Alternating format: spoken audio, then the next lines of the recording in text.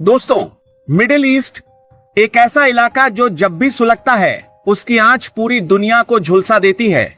लेकिन इस बार जो आग भड़की है उसकी तपिश सीधे भारत के दरवाजे तक पहुंच चुकी है।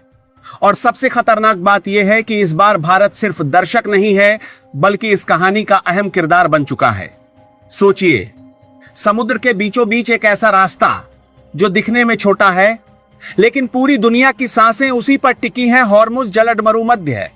यहां से गुजरता है दुनिया का लगभग 20% तेल। और भारत के लिए तो यह सिर्फ एक रास्ता नहीं बल्कि जीवन की डोर है। भारत की करीब 90% एलपीजी सप्लाई इसी रास्ते से होकर आती है। अब अगर यही रास्ता रुक जाए तो क्या होगा? यही सवाल आज हर भारतीय के लिए चिंता बन चुका है। और यहीं से कहानी में आता है वो मोड़ जो सब कुछ बदल देता है। ईरान, जिसने अचानक भारत के सामने एक ऐसी शर्त रख दी है जिसे सुनकर हर कोई चौंक गया। संदेश साफ है, अगर भारत चाहता है कि उसके जहाज हॉर्मुज से सुरक्षित निकलें तो पहले उसे एक फैसला लेना होगा। फरवरी में पकड़े गए 3 टैंकर उन्हें छोड़ना होगा। अब यहाँ कहानी और गहरी हो जाती है। ये तीनों टैंकर यूं ही नहीं पकड़े गए थे। भारत की समुद्री सीमा के पास ये जहाज संदिग्ध हालत में पाए गए। आरोप था कि ये अपनी पहचान छुपाकर समुद्र में चोरी छिपे तेल और बिटुमिन का ट्रांसफर कर रहे थे। इंडियन कोस्ट गार्ड ने 15 फरवरी को कार्रवाई करते हुए इन्हें पकड़ लिया। जांच में सामने आया कि एक जहाज से दूसरे में फ्यूल ऑयल ट्रांसफर हो रहा था, जो अंतर्राष्ट्रीय नियमों का खुला उल्लंघन है। लेकिन अब सवाल यह नहीं है कि जहाज सही थे या गलत। सवाल यह है कि क्या भारत इन जहाजों को छोड़ देगा? क्योंकि ईरान सिर्फ यही नहीं रुका, उसने भारत से दवाइयों और मेडिकल उपकरणों की मांग भी रख दी है। यानी मामला अब सिर्फ कानून या समुद्र तक सीमित नहीं रहा, यह एक गहरी रणनीतिक सौदेबाजी में बदल चुका है। और इस सौदेबाजी के पीछे छिपी है एक और बड़ी कहानी। अमेरिका और ईरान के बीच बढ़ता टकराव। दोनों देशों के बीच हालात इतने तनावपूर्ण हो चुके हैं कि पूरा गल्फ क्षेत्र अस्थिर हो गया है। हॉर्मुज में जहाजों की आवाजाही लगभग ठप पड़ चुकी है। कई देशों के जहाज फंसे हुए हैं और उनमें भारत के जहाज भी शामिल हैं। इस वक्त 22 भारतीय झंडे वाले जहाज हॉर्मुज में फंसे हैं। 600 से ज्यादा भारतीय नाविक समुद्र के बीच इंतजार कर रहे हैं और उनमें से 6 जहाज एलपीजी से भरे हुए हैं। अब जरा ठहर कर सोचिए, अगर ये जहाज भारत तक नहीं पहुंचते तो क्या होगा? गैस की सप्लाई पर क्या असर पड़ेगा? आम लोगों की जिंदगी कैसे प्रभावित होगी? यही वजह है कि दिल्ली में हलचल तेज हो चुकी है। 16 मार्च को ईरान के राजदूत ने भारत के अधिकारियों से मुलाकात की। बातचीत जारी है, लेकिन भारत ने साफ कर दिया है कोई डील नहीं हुई है।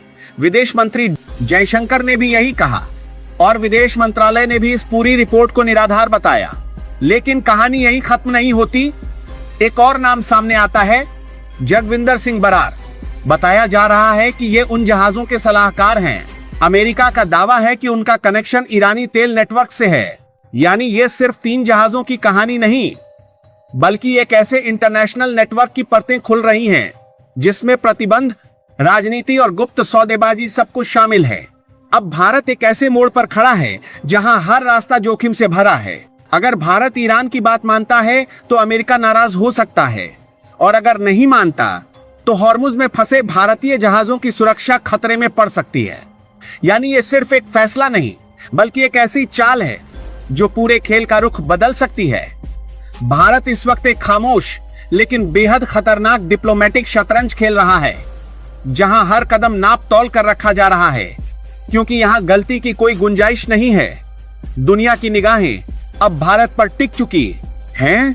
क्या भारत झुकेगा या फिर कोई ऐसा दांव चलेगा जो सबको चौंका देगा? कहानी अपने सबसे अहम मोड़ पर है और यकीन मानिए, जो होने वाला है वो सिर्फ मिडिल ईस्ट ही नहीं बल्कि पूरी दुनिया का भविष्य बदल सकता है। कहानी अब सिर्फ जहाजों, तेल और शर्तों की नहीं रही। असली खेल अब शुरू होता है, जहां दिख रहा है कुछ और चल रहा है कुछ और। ध्यान से देखिए तो यह पूरा मामला एक टेस्ट जैसा लगता है। और यह टेस्ट सिर्फ भारत का नहीं बल्कि उसकी आजादी का है। क्या भारत अपने फैसले खुद लेगा या दुनिया की बड़ी ताकतों के दबाव में झुकेगा?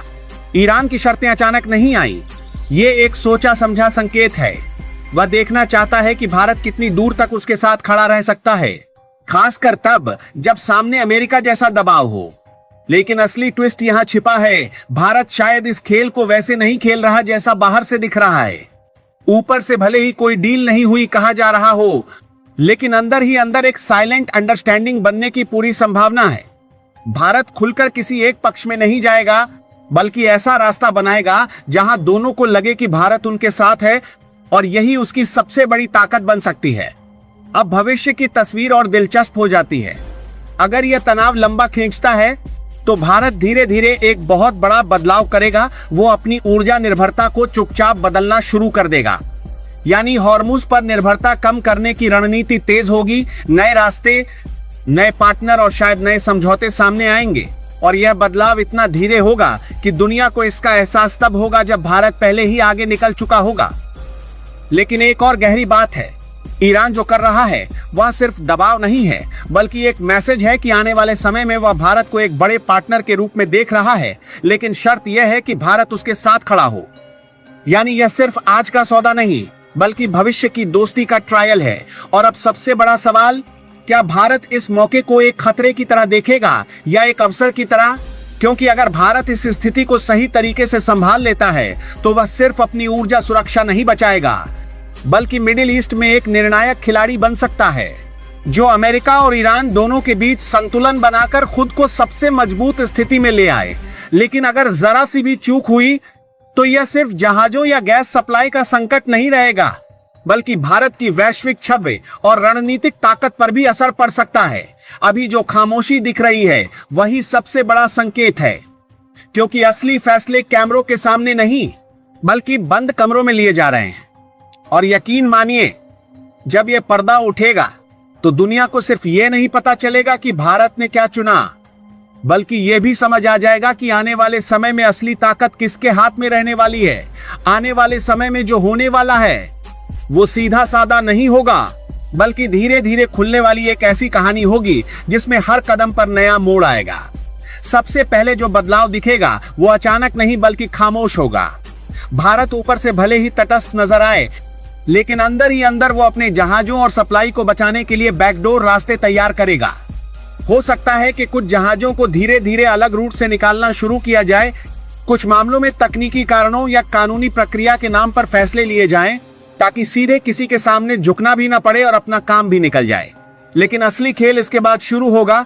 अगर अमेरिका और ईरान का तनाव बढ़ता है तो हॉर्मुज सिर्फ एक समुद्री रास्ता नहीं रहेगा, बल्कि पावर कंट्रोल पॉइंट बन जाएगा। और ऐसे में भारत को बार बार इस तरह के दबाव झेलने पड़ सकते हैं। इसका मतलब यह है कि भारत अब एक स्थायी समाधान की तरफ बढ़ेगा। वो धीरे धीरे अपनी ऊर्जा की रणनीति को पूरी तरह बदल देगा। भविष्य में आप देखेंगे कि भारत एक ही जगह या एक ही क्षेत्र पर निर्भर रहना कम कर देगा। नए देशों से तेल और गैस के सौदे होंगे, लंबी दूरी के रूट्स भी अपनाए जाएंगे, और सबसे बड़ा बदलाव, भारत अपने अंदर ही ऊर्जा के नए विकल्पों को तेजी से बढ़ाएगा। यह बदलाव सिर्फ मजबूरी नहीं होगा, बल्कि एक रणनीतिक छलांग होगी। अब एक और दिलचस्प संभावना, ईरान भी इस पूरे खेल में अकेला नहीं रहना चाहता। अगर हालात ज्यादा बिगड़ते हैं तो वह भारत को और ज्यादा करीब लाने की कोशिश करेगा, शायद बड़े निवेश, सस्ते तेल या खास व्यापारिक फायदे देकर। यानी जो अभी दबाव लग रहा है वही आगे चलकर ऑफर में बदल सकता है। लेकिन इसके साथ एक खतरा भी छिपा है। अगर भारत ने संतुलन सही नहीं रखा तो अमेरिका के साथ रिश्तों में हल्की दरार आ सकती है।